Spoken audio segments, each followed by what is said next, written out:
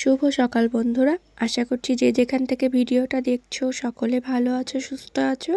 আমিও তোমাদের ভালোবাসায় ঠাকুরের আশীর্বাদে এখন অনেকটাই ভালো আছি। দুটো দিন যা অবস্থা গেল আমার, এত শরীর খারাপ, সংসারের তো সেই অবস্থা।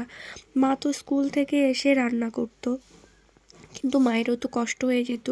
স্কুল থেকে এসে রান্না করতে অনেকটা দেরি হয়ে যেত, ছেলেরও এক্সাম চলছে, মানে একেবারে কি অবস্থার ভেতর ছিলাম। তারপরে আমার একটু দোকানে কাজ চলে এসেছিলো, দেখেছো তোমরা, দোকানেও গিয়েছিলাম। একেবারে যাচ্ছাতাই অবস্থা হয়ে গেছে। তো দেখো, যা হয়ে গেছে হয়ে গেছে। তো এখন আবার শুরু করলাম সেই রান্না, সেই কাজ, সেই সব করতেই হবে। বাড়ির মেয়েরা যদি অসুস্থ হয়ে থাকে, বিশেষ করে বউরা, মানে মেয়েরা, তাহলে তো সংসারে সেই অবস্থায় হয়। তো যাই হোক, এই যে দেখো, প্রত্যেক দিনের মতো চলে এসেছি রান্নাঘরে। তো রান্নাও বসে দিয়েছি এদিকে। আর সেদিনকে তোমরা দেখেছিলে যে বাঘ খেলা দেখতে গিয়েছিলাম, তো সেদিন যে আইসক্রিমটা খেয়েছিলাম সেটাতেই আমার সব থেকে বড় ক্ষতি করে দিয়েছে। ছেলেও খেয়েছিল, ছেলেরও দুদিন জ্বর, ঠান্ডা লাগা, যাচ্ছাতে অবস্থা গেল, আমারও তাই। তো ও তো বাচ্চা, ও যে গুলুর সাথে খেলা করে, এটা ওটা করে, ভুলে যায়। আর আমি তো উঠতেই পারছিলাম না, ও অতটা মানে বুঝতে দেয়নি যে শরীরটা খারাপ। তো আমার হওয়াতে আমি বুঝতে পেরেছি যে কতটাই শরীর খারাপ হয়ে যায়। এইদিকে দেখো, রান্নাবান্না সব কিছু বসে দিয়েছি। আজকে শুক্রবার, শুক্রবার মানেই তোমরা জানো নিরামিষ হয়। তো এই যে পনির নিয়ে এসেছিলো কালকে তোমাদের দাদাভাই, তো বাড়িতেই যেহেতু ছিল, তো আমি একটু বলেছিলাম বাজার থেকে পনির আনার জন্য। তো পনিরটা রান্না করছি, আর এদিকে চা বসিয়েছি। চা তোমাদের দাদাভাই উঠে পড়েছে, চা খাবে তার জন্য। আর এর মাঝে না তোমাদের সাথে অনেক ভালো ভালো ঘটনা হয়েছে, কিন্তু আমার শরীর এতই খারাপ ভিডিও করতে পারিনি। যেমন আমার ছেলে চা বানিয়েছে, অন্য কোনো দিন বানাবে, তখন তোমাদের সেটা ভিডিওটা করে দেখাবো। কারণ ও বানিয়েছে, আমি এতটা শরীরটা খারাপ ছিল ক্যামেরা করে দেখাবো সেটা পারিনি। যেহেতু সকালের দিকে চা বানিয়েছিল, সকালে তো উঠতেই পারছিলাম না আমি। আর এই যে দেখো, কালকে কিছু ডাল ভেজানো হয়েছিল, তো মটর ডালের বড়া, আজকে এই যে বড়া ভাজা হচ্ছে, এই যে দেখো। আর এদিকে লেগে গেছে বৃষ্টি, আর বৃষ্টির মাঝে যে মানে ঘরের ভেতরে বসে থাকা, সেটা তো কেমন মজা লাগে। সারাদিন খাওয়া দাওয়া ঘুমানো, খুব মজা। তোমাদের কোথায় কোথায় বৃষ্টি হয়েছে অবশ্যই কমেন্ট করে আমাকে জানিও। এই যে দেখো, বৃষ্টি শুরু হয়ে গেছে, আর তোমাদের দাদাভাই স্নান করে খাওয়া দাওয়া করে রেডি হয়ে গেছে। এই যে মাঝে একটু বৃষ্টি কমেছিল, তখন কিন্তু মাকে স্কুটি করে নিয়ে এসেছে স্কুল থেকে। আর তারপরে এই যে বৃষ্টি শুরু হয়ে গেছে, আর এই যে দেখো তোমাদের দাদাভাই আজকে গাড়ি নিয়ে যাচ্ছে। তো গাড়ি নিয়ে যাচ্ছে, দেখো আমার কোলে কে আছে, এই যে গুলু। ও তো প্রত্যেক দিন যায়, তোমরা তো দেখোই সেটা। তো আজকে গাড়ি নিয়ে যাচ্ছে বলে ওর অবস্থাটা দেখো, ও যাবে এরকম করছে। তো তারপরে বাসন টাসন ধুয়ে নিয়ে সমস্ত কাজ করে না একটু শুয়েছিলাম, তো গুলুর পাশে। তো মানে কি বলো তো, ঠান্ডা লাগছিল, বাসন টাসন ধোয়ার পরে না ঠান্ডা লাগছে। তো মা বললো আমি ধুয়ে নিচ্ছি, আমি বললাম না, আমি তো সুস্থ আছি, ভালো আছি, আমিই ধুচ্ছি। তো শুয়েছিলাম, ভাবছিলাম স্নান করব না। তো মা বললো জ্বরের গা তো, একটু ভালো আছিস, স্নান করে নে, তাহলে দেখ ভালো লাগবে।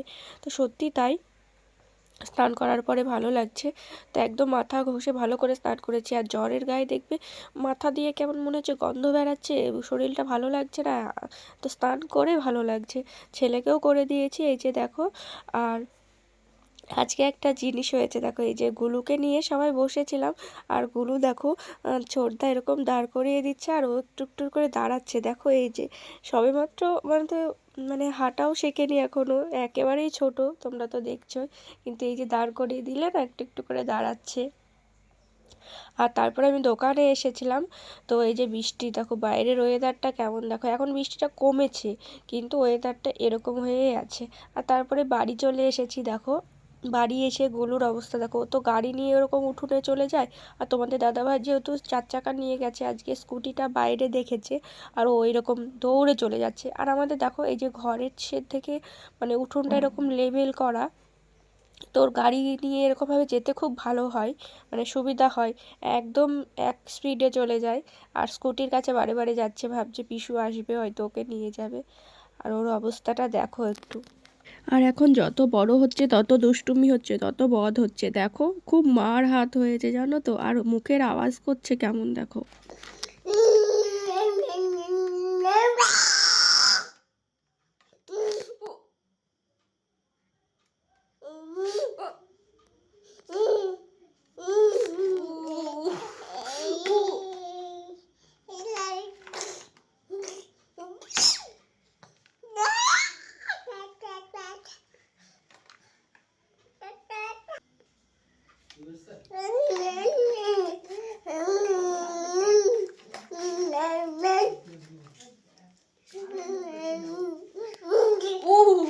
ওরে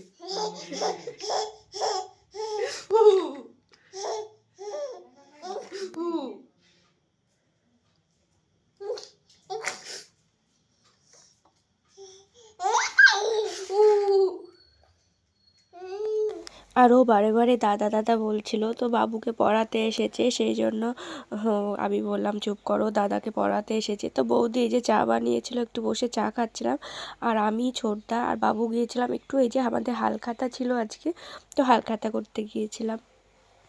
এই যে, আর বাবুকে এখানে ঠান্ডা দিয়েছে, বাবু নিয়ে এসে দেখাচ্ছে, ওখানে খেতে দিয়েছে, খায়নি জানো তো। আর এখানে জোর করে বৌদিকে মিষ্টি খাইয়ে দিচ্ছিল, বলছে তোমাকে খাওয়াতে গিয়ে আমি খেয়ে নিব, তো সেই জন্য আমি আবার ক্যামেরা অন করে দেখালাম। আর এই যে দেখো সবাই বসে এখন এখানে হালখাতার প্যাকেটে যা মিষ্টি দিয়েছে সবাই ভাগাভাগি করে খাচ্ছিলাম। আর এই যে গুলুকে তো যদি না দিই ও তো এখন চেঁচিয়েই যাবে, তো ওকে একটু মুখে কিছু দিতেই হবে, যখন কিছু খায় ওকে দিতেই হয়। তারপরে একটু আমাদের বাড়ির পাশে একটা নিমন্ত্রণ ছিল, তো রাত্রে খিচুড়ি খাওয়ার। তো রাত্রে তো আর খাবার দাবার কিছু করতে হয়নি, নিমন্ত্রণ থাকলে তো জানোই খাবার দাবার কিছু বানাতে হয় না। তো সবাই মিলে যাচ্ছিলাম, আরও আমার জেঠিমারা কাকিমারা সবাই আছে।